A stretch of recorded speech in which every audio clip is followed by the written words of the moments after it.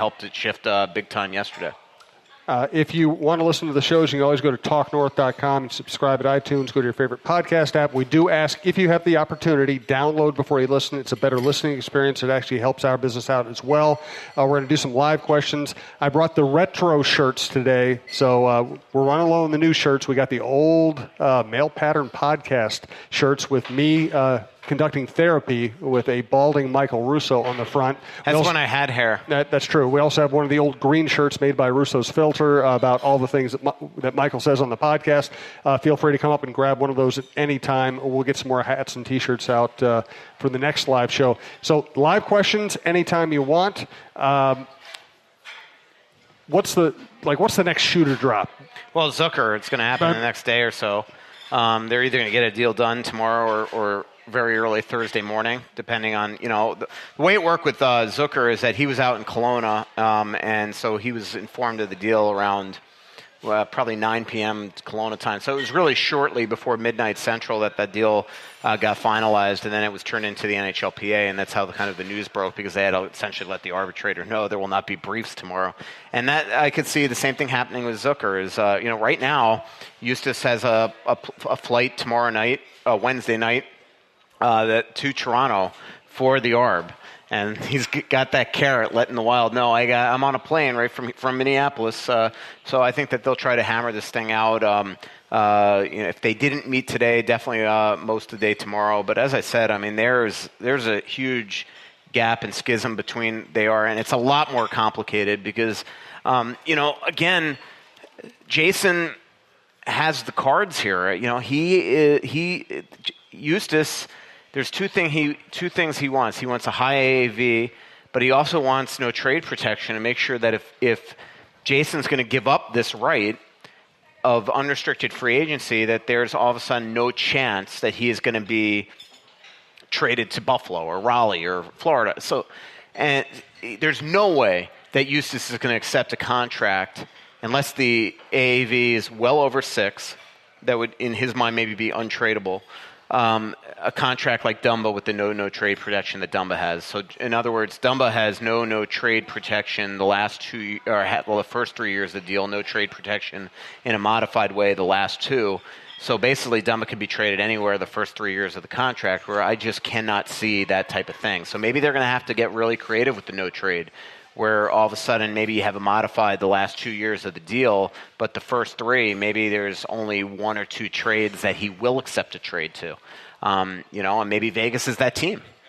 Frankly, there could theoretically be a trade clause in there of one team to make sure that you're protecting, that Jason's being protected, that he is not going to wind up somewhere where he doesn't want to by digging in here and giving them a so-called hometown discount. So I'll just be interested to see where this goes, because there's a lot that they're trying to figure out here. Similarly to with Dumba, how they always had to, they were worried about what they would have to pay in 2 years. I think they're worried about what they're going to have to pay Granlund next year if all of a sudden Dumba gets in the $5.8, $5.9, $6 million range or north. All of a sudden you're putting yourself in a position where you're going to really have to say, all right, are we making Granlund a $6.5 million player, or are we going to have to trade Granlund?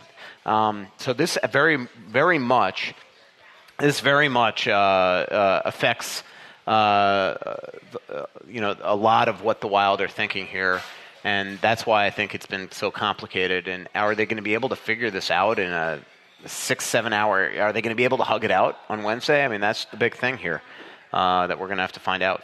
Because again, I think if it goes to ARB, he's gone. We have some live questions lined up, I think. Gone eventually, not gone like imminently. Right. We'll take some live questions here. I do want to thank Twill in the Edina Galleria, twillmn.com, Twill, Twill, on Instagram. And, as I always say, it's just a really nice, relaxing shopping experience. The Galleria is probably the nicest mall in the area. Easy parking, easy in, easy out, easy staff to deal with.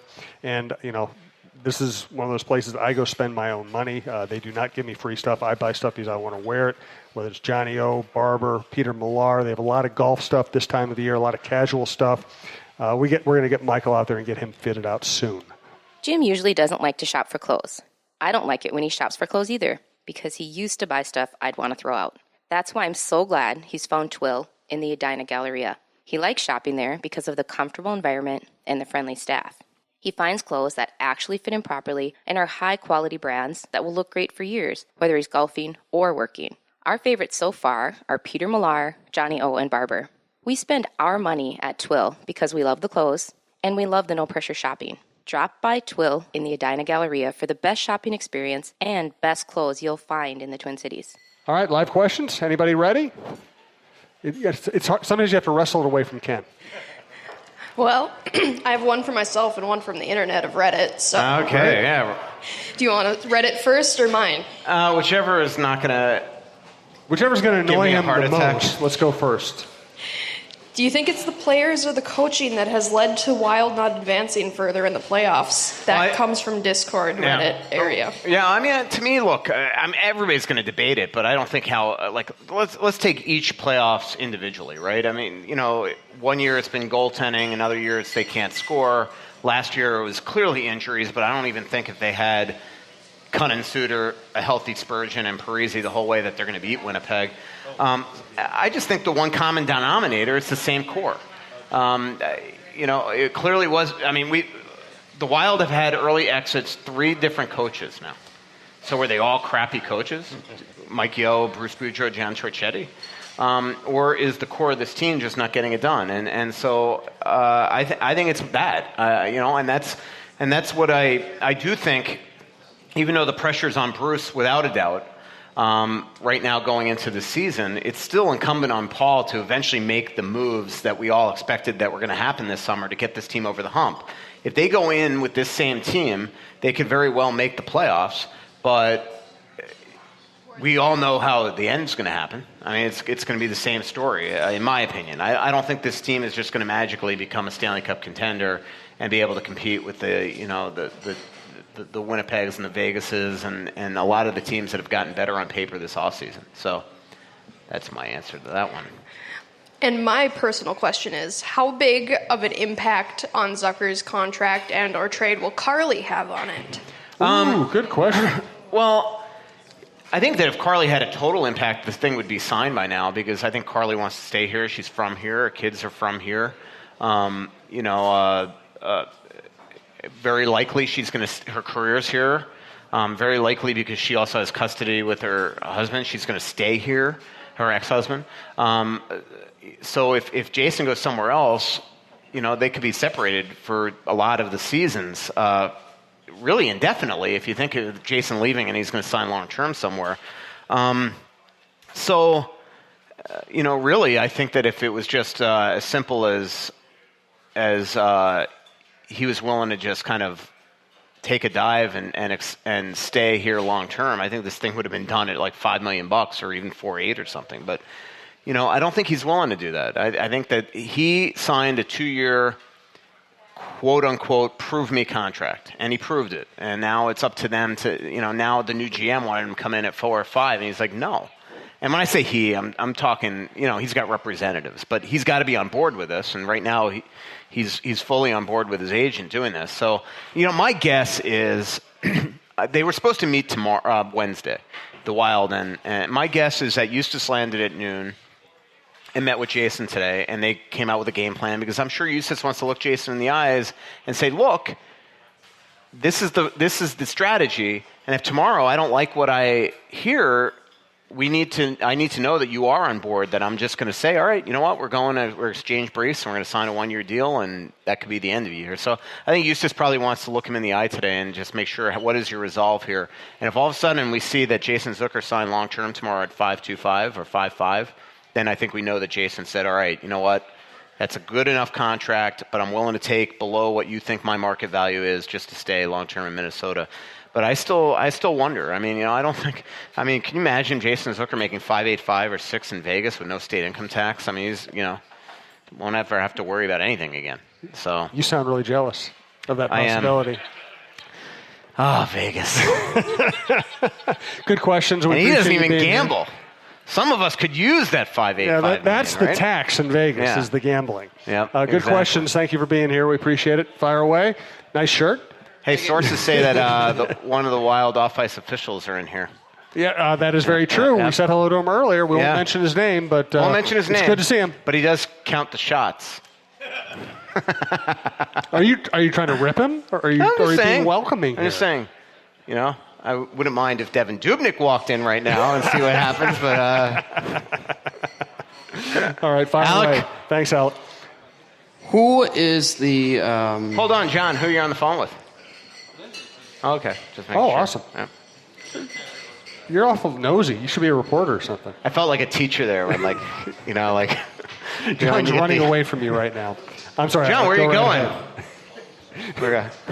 What is the best or worst trade ever in the NHL? Ooh. Well, I mean, God, that's just could be anything. I don't know that one the best trade that one that pops right into my head is not even Gretzky. It's the Dave Lewis being traded out of New York for Butch Goring and Billy Harris, and it turned them into a 4-time. It was like the final straw, but to their first of 4 straight Stanley Cups. But I think when you're a fan of a certain team, you look at that as the best or worst, and that's the first one that popped in my head.